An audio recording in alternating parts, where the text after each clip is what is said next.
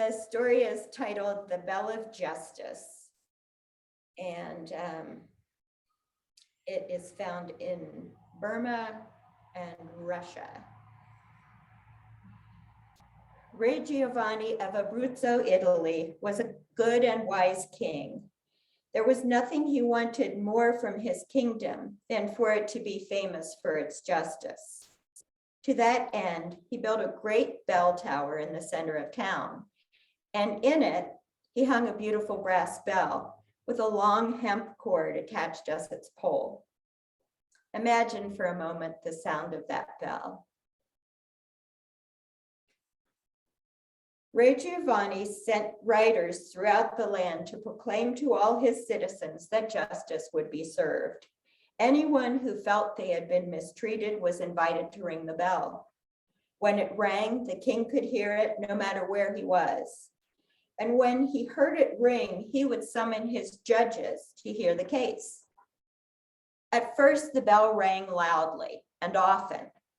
When a neighbor was greedy, or if a thief came visiting, or when a dispute couldn't be settled, the judges gathered to listen and consider every case that came before them. Justice was served. Abruzzo grew famous as a land of equity and fairness. The king and his people relaxed and became so accustomed to the justice of the land that they didn't notice when the bell cord grew worn and thin. Finally, little was left of the cord but tatters. It might have disappeared completely, except that a vine had attached itself to the cord and began to grow. But let us return for a moment to the time when the tower was being built. There was a soldier who was young and full of idealism. He mounted his horse and traveled out into the world to offer his services far and wide. He and his horse were skilled at war. Together they earned the soldier both fame and fortune. By the time the vine had wound itself around the bell cord, the soldier had grown old. By then, he had returned to retire high up on a hill in a grand estate. There, he felt himself above the affairs of state and above the law. He was interested in little else but his gold. Even more than anyone else, he had forgotten about the bell tower and its cord. Day in, day out, the old soldier just counted his gold. He gloated over the piles of coins and loved how they gleamed. He was so preoccupied with his good fortune that he forgot his faithful horse. She had carried him into many battles and saved his life more than once. But now that the mare was old and lame, the soldier, was too stingy to feed her. Instead, Victor, I have some water. Thank you, though. What a kind man. Instead, he let her loose to find her own food. It didn't take long before the horse had devoured the small amount of sweet grass that grew on the hillside. She wandered further afield, finding little to eat. Her skin sagged, her back swayed, her bones ached, her stomach growled. I think some of us are familiar with those signs of aging. One day when she was close to town, the mare's nose twitched. She smelled something green and fresh. She followed the scent into the town square. The luscious smell was none other than the vine that grew from the Bell of Justice. The horse began to gnaw on the vine. I think you see what's coming next. She was so hungry that she didn't notice that with every bite she took, the bell rang. She was so hungry that the Bell of Justice rang out over and over. The villagers heard it, the judges heard it, and the old king heard it. Soon the square was full of curious onlookers who became all the more curious when they saw that there was no man nor woman near the bell tower. Instead, it was a scrawny old horse ringing the Bell of Justice. One after another, they recognized that the horse belonged to the old soldier on the hill. Soon the square was filled with murmurs about the treatment the soldier was giving his faithful mare. How, they wondered, Could he have allowed her to decline into such rough shape? When the soldier heard his summons, he laughed. What foolishness was this? How could a hero such as himself be called a criminal? But when he arrived in the square, he found it full of outraged men and women who made it clear that he had lost their respect. The soldier went home with his tail between his legs to fetch some of his precious gold to pay the fine and pay for proper food and care for his faithful horse. The king had that bell cord restored. It would remind the soldier and everyone that no one, not the rich or the famous or even the heroic, are above the bell of justice. No person or animal is beneath being served by that bell. Let it ring on.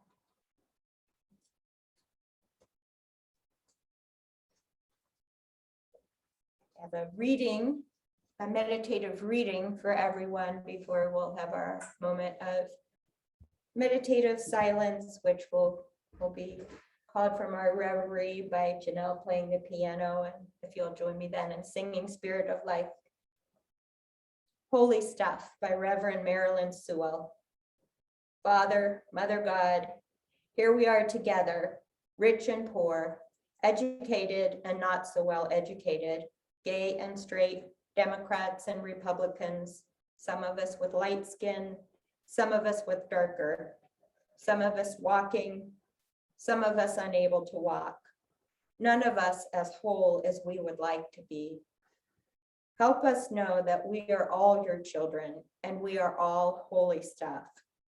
May we be a blessing to the life of anyone who enters this sanctuary. And may this church be a true sanctuary. And may those who come as strangers in turn help us grow in wisdom, in compassion, and in joy of living. Amen. Amen.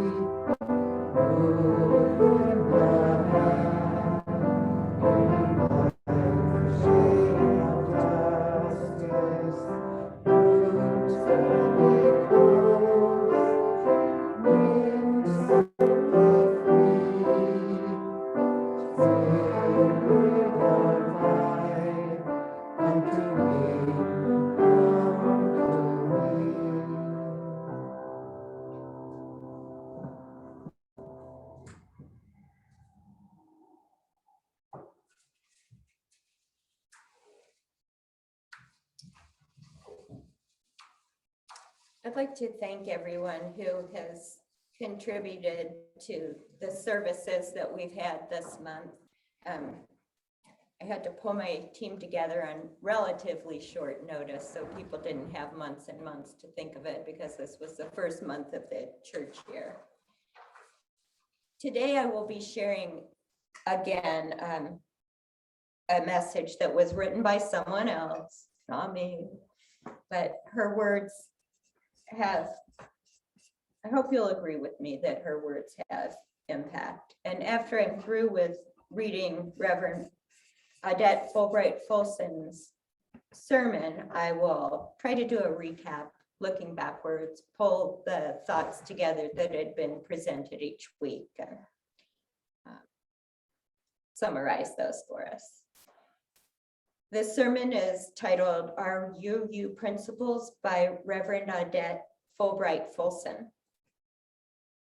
Reverend Barbara Wells said that she believes our first and seventh principles are the pillars of Unitarian Universalism, and the other five rest on the strength of these two. Our first principle, among the oldest declarations in our movement, states the inherent worth and dignity of every individual. The seventh is respect for the interdependent web of existence of which we are all a part. Upon these two pillars, our individual worth and our collective awareness and intentions, the rest of the principles lay their weight. When I think of this first principle, I know that it has been both the hardest principle for me to live, the one that has changed me the most, and the one that made me a UU more than any other.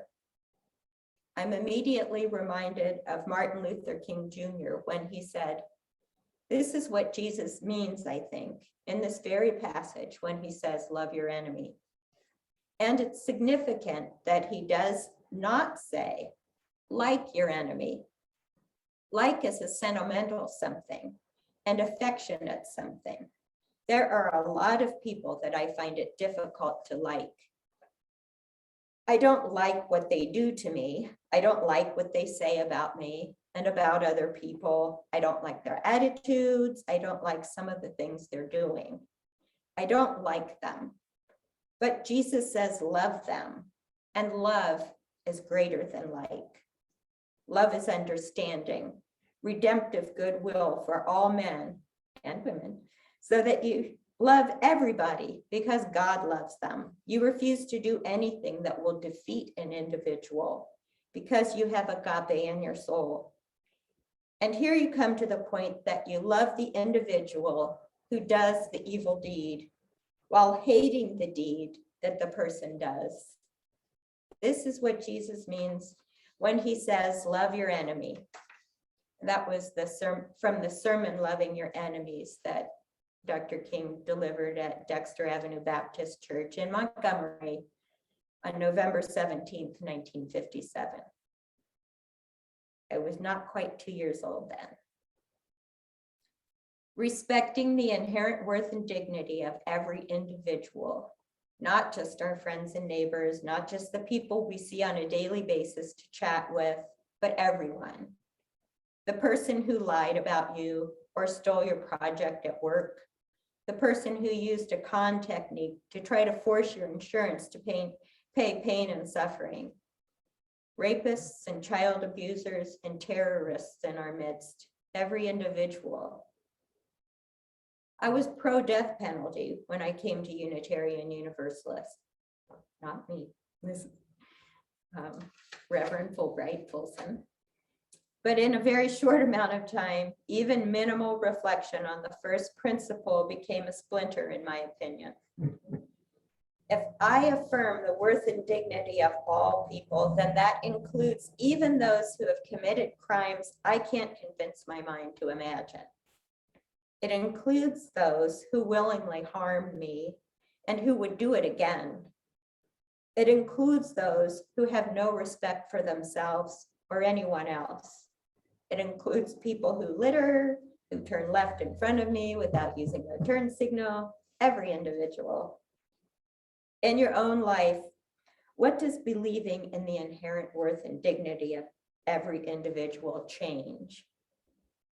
Does it ever come to your mind in a difficult time? Have you ever been having an argument and thought to yourself, I must remember that I believe that this person has inherent worth and dignity? Our first principle demands something huge from us if we take it seriously. And if we do not take it seriously, there may be a larger problem yet.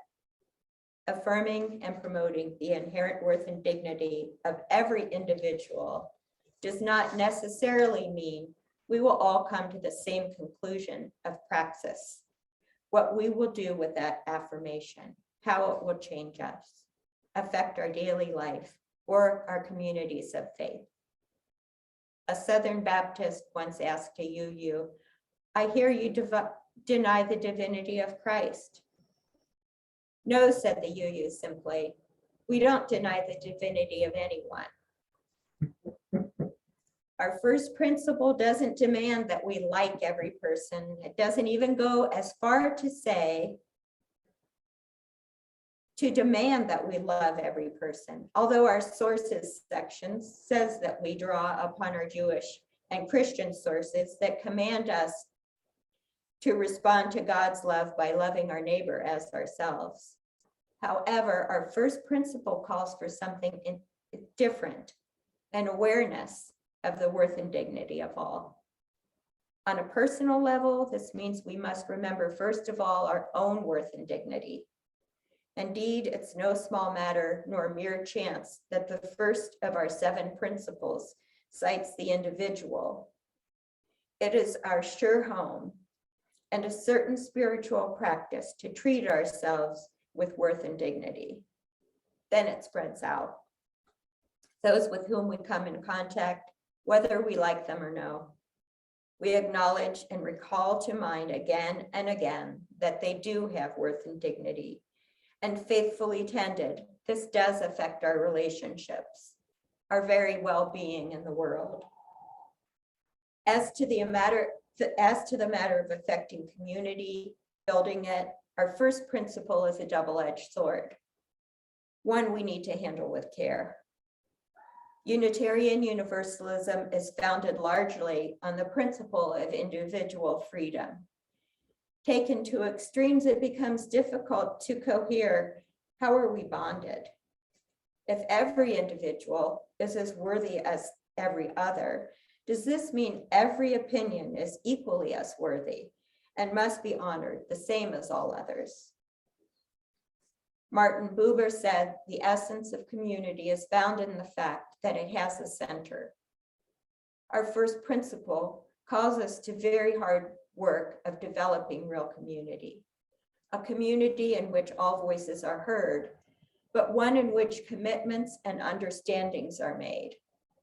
Another of our principles is the use of a democratic process, which means there's always the risk that a majority vote will drown out a minority one. The first principle is our guide here, however.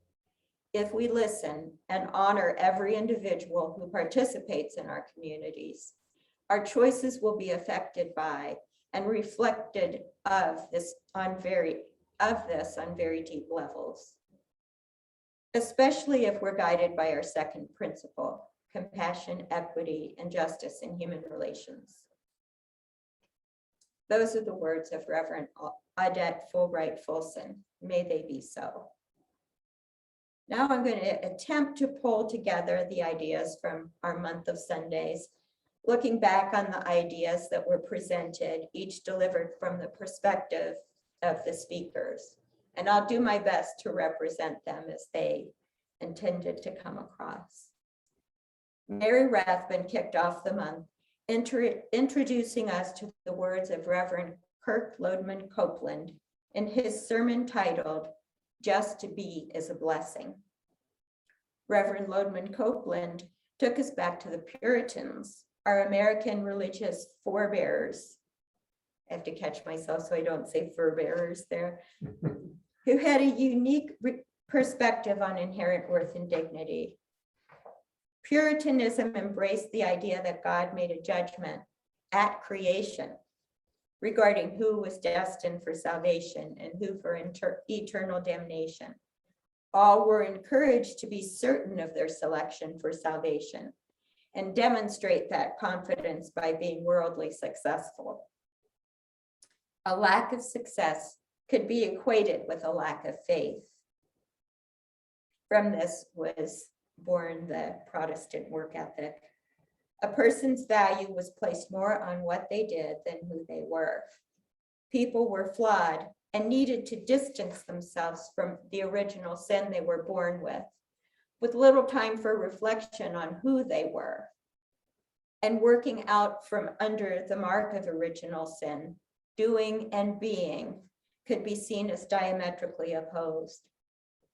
Original sin leaves little space for our first principle, but lest we feel smug about our religious roots, all of the churches that turned to Unitarianism in Massachusetts in the early 1800s had been Puritan for nearly 200 years. So we have, I don't know if you'd say evolved, but we've developed from Puritan roots. Mary spoke personally of one point in her life feeling a need for praise in her work, but she came to think of praise as a false motivator that didn't result in a real feeling of self-worth. Through humbling herself and thinking of herself as just a messenger, vessel, hands that God used, she found more of a sense of worth. Mary spoke of the power of belief in all things and people as sacred, and in seeing all people as our teachers. Supporting this idea, she shared these words from Christian contemplative Thomas Merton. Then it was as if I suddenly saw the secret beauty of their hearts, the depths where neither sin nor desire can reach, the person that each one is in God's eyes. If only they could see themselves as they really are. If only we could see each other that way, there'd be no reason for war, hatred, for cruelty. We would fall down and worship each other.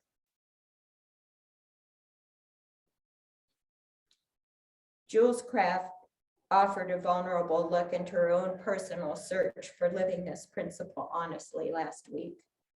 She mentioned that though the word inherent is right in there in writing, working at it doesn't seem to flow easily.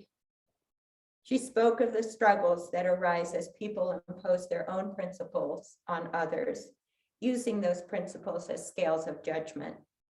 She spoke of the sting of rejection she felt when, after enjoying a friendship filled with thoughtful, deep conversations, the friend abruptly ended their relationship after learning that Jules didn't believe that Christ's death on a cross absolved her of all sins.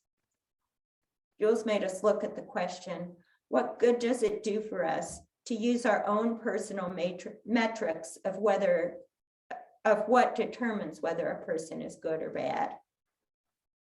Throughout history, much pain and suffering has been felt as a result on scales big and small. She talked about studies in education and psychology that have shown that self-reflection has a profound effect on self-reported joy, learning, and self-efficacy. If we're to use our personal yardsticks on ourselves, rather than imposing them on the world, we would likely self-report those same levels of achievement. She closed with the thought that instead of reacting to the actions of others, she can build up her own energy by turning her attention inward, practicing the art of seeking the good in others and seeking to understand.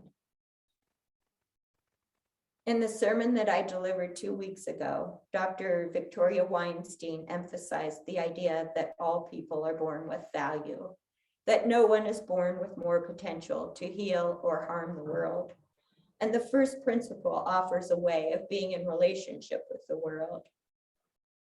As both Mary and Jules also expressed, humility is a factor in living our first principle. Reverend Weinstein quoted another Unitarian Universalist minister, Reverend Sarah Lambert, who warned of a defensive arrogance of our particular point of view. Reverend Weinstein also discussed the idea that societies convince us there's some people are good and worthy and others not so much. And we believe we can clearly identify who fits which category. She also discussed grappling with the idea of whether the really bad guys like Hitler or Osama bin Laden had inherent worth or dignity. Much like the conclusion that Jules came to, Reverend Weinstein states that Hitler and bin Laden have done their damage, which can't be changed. Ultimately, we can only change ourselves and develop a strong ethical heart that will keep us from falling prey to philosophies that do not respect the inherent worth and dignity of all people. So if we develop our strong ethical heart, that will keep us from being duped by those leaders that can sometimes seem charismatic. In my own words, I discussed an experience trapped in line at a car rental facility for nearly 2 hours. We were a very multi-generational, ethnically diverse group in Detroit, at the Detroit airport. We were all after one thing though, a car, and we were all on a level playing field, no one more important than the other. My assumptions about some of our group were shattered, and I was humbled. We tentatively reached out to each other to strike up conversations and were rewarded with smiles and humor, picture sharing, and stories of shared experiences. And the recognition of how profound this seemingly mundane experience was not lost on me. The cherry on top was that the car that was assigned to Bill and I after a patient wait was a soul. Living our first principle can be a daunting task. Despite our best intentions, we often fall short.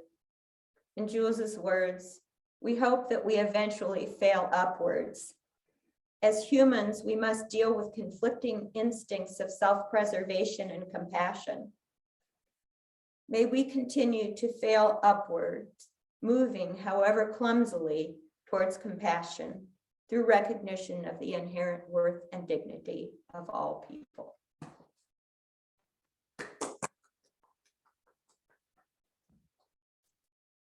Now, if you will join me in singing hymn number 298, Wake Now My Senses.